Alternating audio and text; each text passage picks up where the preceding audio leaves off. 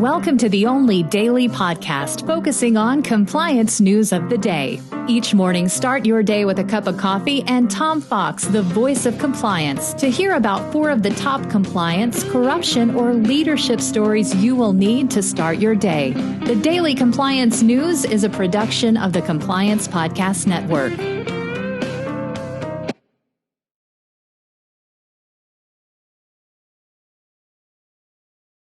January 23, 2020, the Hank Aaron edition.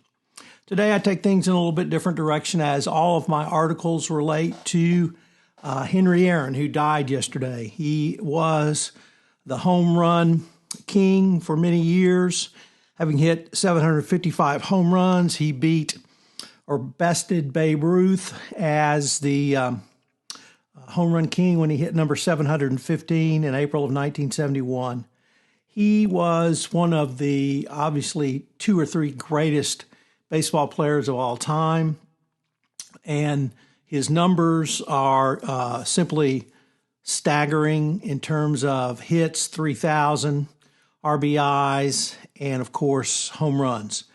But that really is not the measure of Henry Aaron that I would like to talk about. And I've linked to 4 articles from Sports Illustrated and ESPN about Henry Aaron. Henry Aaron grew up in the segregated South. He signed to play baseball in the 1950s. He grew up when segregation, and he made his appearance as a professional with the Milwaukee Braves when segregation was still a part of Major League Baseball. He went to Atlanta when the Braves moved to Atlanta.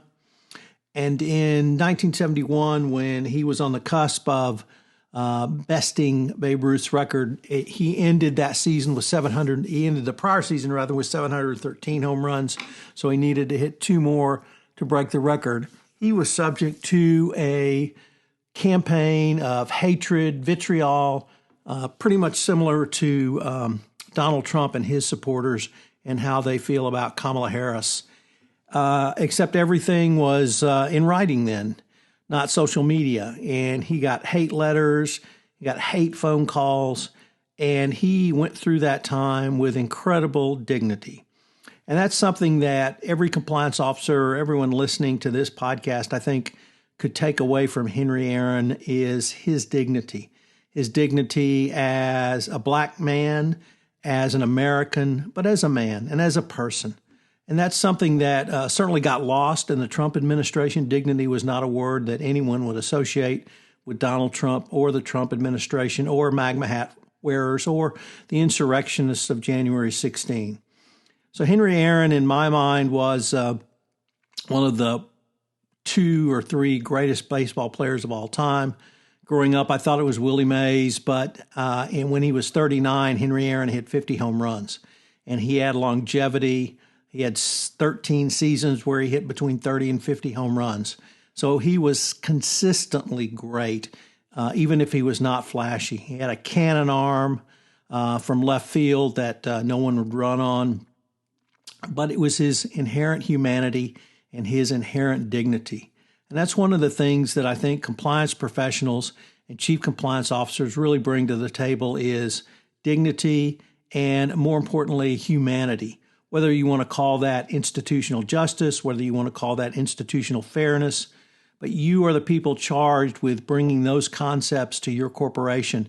And if you're not doing so, you're losing an opportunity to exert influence in a way that only compliance can. The Daily Compliance News is a production of the Compliance Podcast Network and a proud member of C-Suite Radio. Thanks so much for listening. I hope you'll join me again tomorrow.